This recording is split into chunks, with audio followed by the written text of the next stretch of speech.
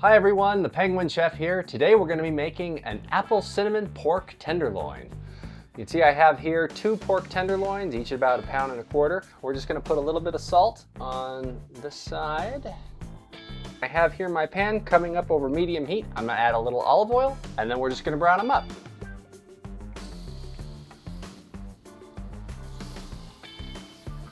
And then we just need to salt this side. Now this shouldn't take very long at all, maybe just 2 to 3 minutes on each side.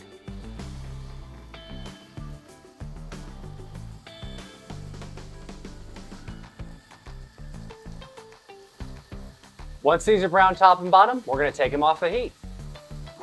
So we're preheating our oven to 350 degrees. In the meantime, I've got here 2 apples sliced up and 1 onion sliced up, and we're just going to toss that together. Okay. Now we're just going to take our apple-onion mixture and spread it around our tenderloins.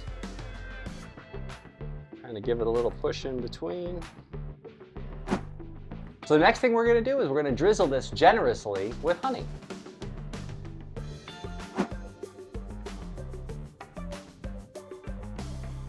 Next, we're going to dust this whole thing with some cinnamon, however much you like, anywhere between 1 and 2 tablespoons.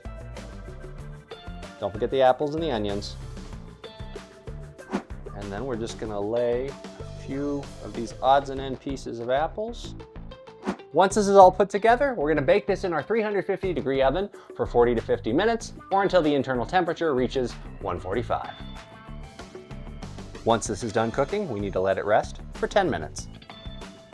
Here it is, our apple cinnamon pork tenderloin, served with apples and onions, and one of my favorite vegetables on the side, roasted asparagus. Hey, thanks for watching. I hope you enjoyed the video. Please check out the channel for some more great recipes. Until next time.